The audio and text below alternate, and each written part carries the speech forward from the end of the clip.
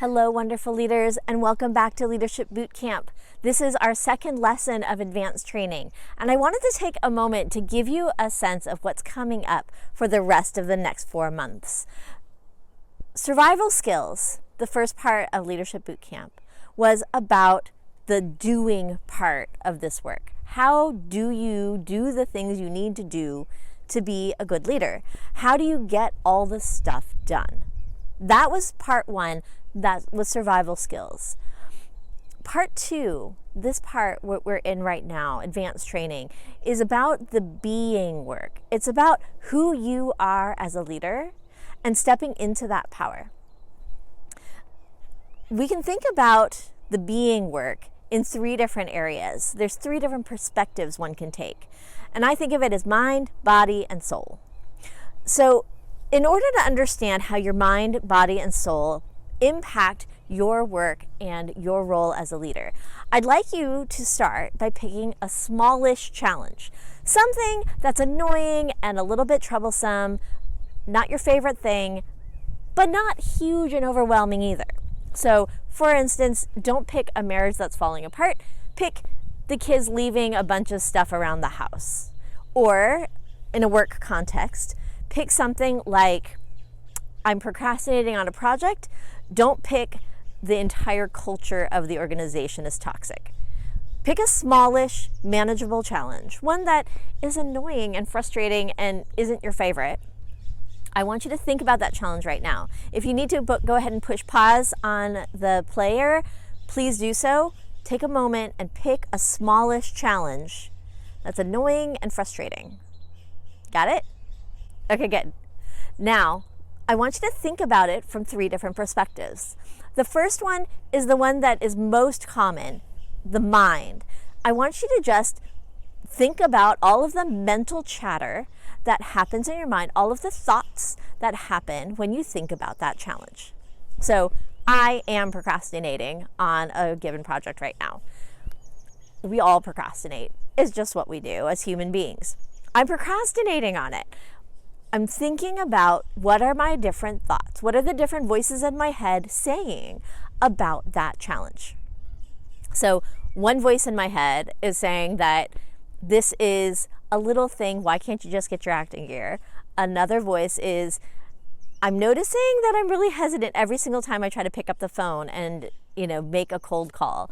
Another voice is saying, I have this weird thing when it comes to selling and marketing. How does your mind deal with the challenge? Think it through. Think of what I've done in the past. Think about how I'm going to proceed into the future. That is the mind portion. What does your mind say about your smallest challenge? All right, now let's take a look at the second perspective. That's your body. And you need to stop thinking about the mental chatter and instead just feel. When I procrastinate, how does my body feel? What emotions come to mind or come into my heart when I think about this smallest challenge? How do I feel about it? Well, I feel a little guilty. I feel a little sad. I feel frustrated, annoyed. I feel tension.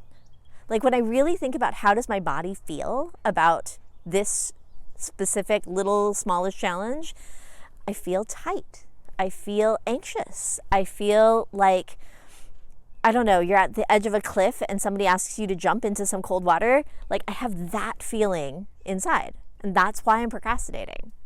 It's a body challenge. It's the emotions and the sensations that surround that challenge for you. So just take a moment and think about your body and your heart. How do you feel about your smallest challenge? And the last part is your soul, your soul's work. Your soul is all about your identity and gut feelings. This is who you are at its core. It is what defines you. It is what's most important to you. It's your core beliefs and your values. And this is the part where sometimes it's the hardest to access.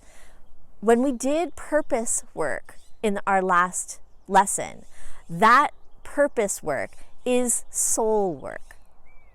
It's really getting to the heart of who you are, your identity, and those gut feelings that you have regarding moving forward on anything that you might have in front of you. So, the soul work is the hardest, and that's where we're starting this advanced training. We're spending this month up through the next integration session working on that soul's work. After we do 1 month of this, the next month is going to be about mind work, all of that mental chatter. We'll do a bunch of mental chatter work in the next month. Month after that is really on the body work, thinking about your emotions and how they impact what's going on and the sensations in your body and how you can actually use your body to improve things like confidence and voice and interactions with other people. So that's going to be some of the body work that we're going to do in the 3rd month of advanced training, and then we'll come back at the end to soul work and put it all together. I wanted to spend today on some of the other soul work that's really important. And one of those soul things is your values, your core values.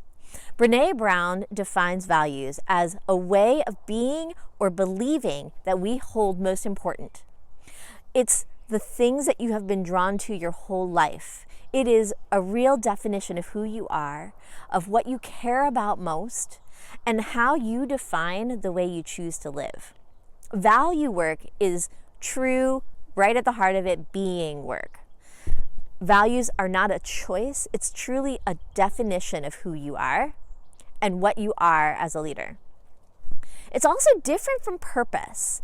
Purpose is soul work. It is working at that level of identity and gut feelings. However, purpose is the expression of your values. It's how you live into your values once you know them.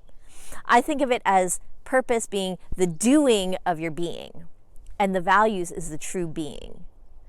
So let me say that again. Purpose is doing of your being, and values is the true being. So in this lesson, what I'm going to help you do is walk through a process to clarify and name your values. That's the experiment for this week. I want you to do the experiment of clarifying your values. So we're going to walk through how do you find your values, how do you name them and have them be yours. And I'll walk you through it by talking about the process I use to find my values. And it is a lifelong thing. My values don't change per se, but I get more and more clarity on them over time. So, step 1, in the resources for today, there is a list of value words. It's a list of a whole bunch of different words that are helpful for you to look at as a starting place for really figuring out what your values are. I want you to read through that list and note which of those value words stand out to you. Whatever they are, circle them. Just go through and circle any words that have a little bit of a ring to you, that make you feel like, ooh, yeah, that's me. That's something that I really believe in, that I really care about, that's really, really important to me.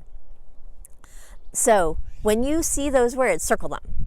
Let me read off the words that I circled when I did this exercise. I circled adventure, community, curiosity, family, growth, joy, kindness, leadership, learning, make a difference, recognition, travel, understanding, usefulness, and vision. Those were the words that called out to me on the paper. And every person's going to have a different set of these that really call out to them. You'll probably end up with 15, maybe 20 different words, a whole bunch of them. And that's perfect. That's step 1, is to circle the words that stand out and call out to you. Step 2 is you want to prune your list. So the first thing you're going to cut off and cross out, you're going to cross out circled words that are shoulds, that people have always said in your life, oh, you should be this, you should be that, you should be accomplished, you should achieve a lot, you should have success.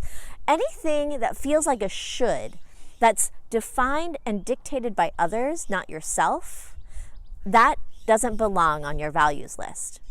For instance, recognition, that was one of my words that I first circled. But recognition is something that was defined by my family. They had a real value to being recognized, to having achievement and success that is recognized by others. So recognition is on my list, but it doesn't really feel part of me. It's something that feels like a should from my family. So cross that one off. Beware of any shoulds.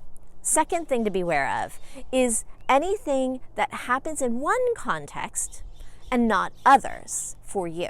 So for instance, if something is true of you at work, but not true of you at home, then that's a role that you play. It's a responsibility you have, not a value.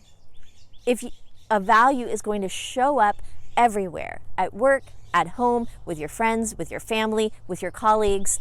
When you're out traveling, when you are on vacation, you will find your values showing up in every context. If it's showing up in one context but not others, go ahead and cross that one off. Leadership, for me, sometimes shows up in some contexts but not others for me. When I'm at rest, when I'm on vacation, I take that hat off and put that aside.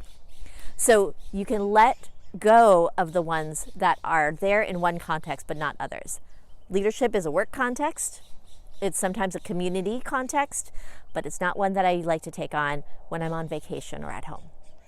So you can take those ones aside. The last one to cross off your list is anything you feel like you really need to be happy. There are some needs inside of us that are really important to how we feel like we can be whole. It's something that you feel like you really need to be whole. It's like a security blanket. The things that you need to be happy aren't actually core values. They're things that you're striving for and holding on to. It's a rock you're clinging onto in the water. So for me, usefulness, being useful is something that I've always felt like I need to do. I need to be useful. I need to help out. I need to contribute. I need to, a little bit, be recognized. That was the way that I got attention. And it's a need that I have to feel useful. Is it really a value of mine? Is it something that I truly believe deep down? Does it really define who I am, usefulness? No, not really. So I crossed that one off my list. So that was step 2, prune. Cross off anything on your list that's a should, that's there in one context and not others, or that you need in order to be happy. All right, that's step 2. Step 3 is themes and clustering. Look at the remaining words on your list and look for themes and connections between them. For instance, for me, community, family, and kindness all belong in the same bucket. Curiosity, learning, and understanding, that's another little bucket. I have a third bucket, that's adventure, travel, and joy. And then I have a fourth bucket, that's making a difference, vision, and growth. And all of those seem to have a little distinct character for me. They belong in different buckets.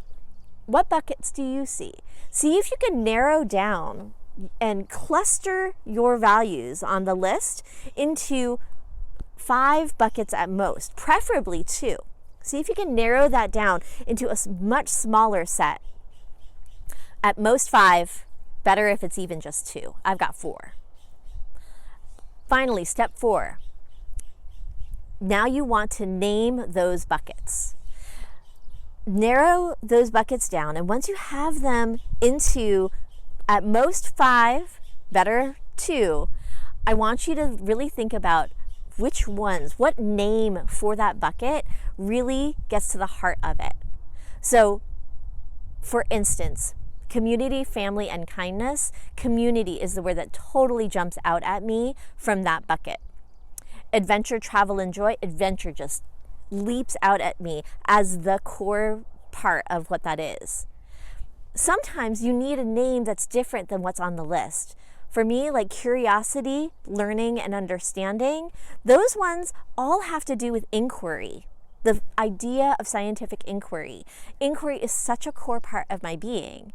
Inquiry is a much better word than any of those 3 to capture what that means to me. It means asking questions. It means being curious. It means learning. It means seeking understanding and making sense of things. It means seeking data. It means asking really good questions. That part inquiry, that label is really true to me, and that's where my core value is in that arena. A couple things to note. Find those words, very short phrases or single words. If those words define who you were as a child, then it's probably a value, meaning that these values are there and present throughout your whole life. Inquiry has been a strong theme ever since I was a little kid. I've always loved science. That's always been my favorite subject. It's always where I've leaned. If it defines who you were as a child, it's probably a value. If it's who you are at your best as an adult, it's also possibly a value. For me, community, I am a community builder. I love bringing people together. Community is one of the things that really defines who I am at my best. And I do that in all contexts, at home, with my friends, in my family, at work. That's the thing that I love to do. I'm a community builder. Community is one of my values. If it's a filter that you use to make hard choices, it's probably also a value for you. So think about the things that you use when you have to make a choice between one thing and another. Should I live in this town or should I live in this town?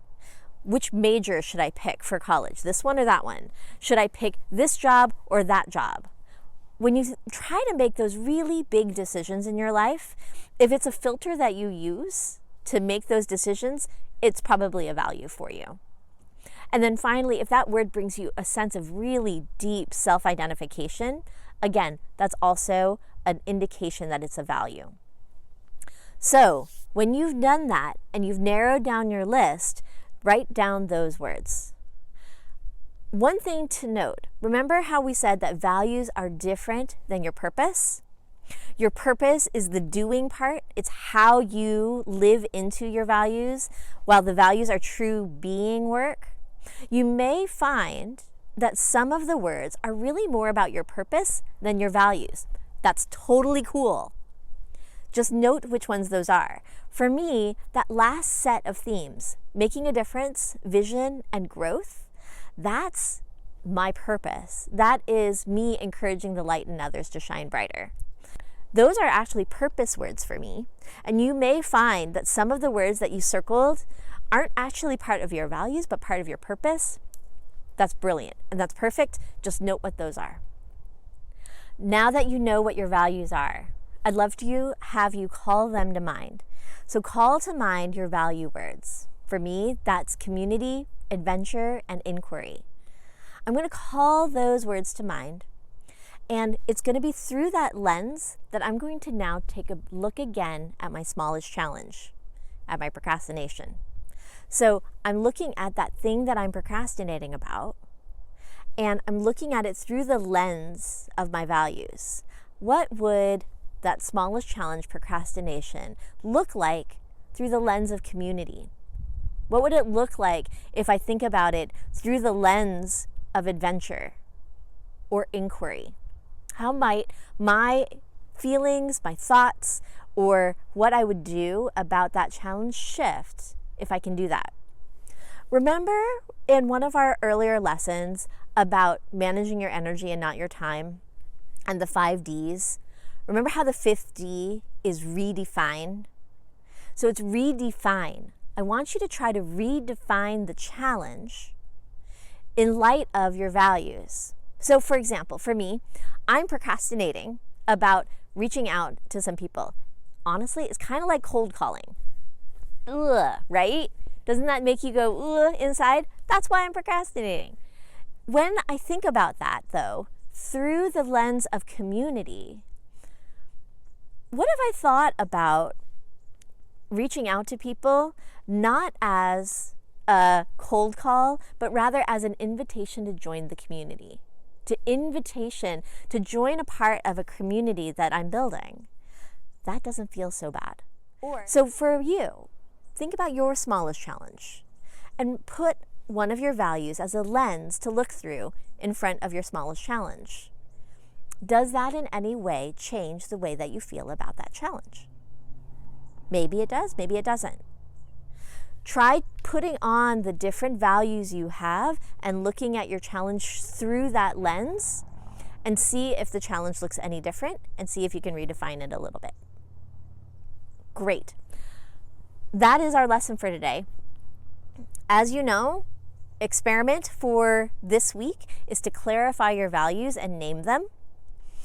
And then the discussion for the week.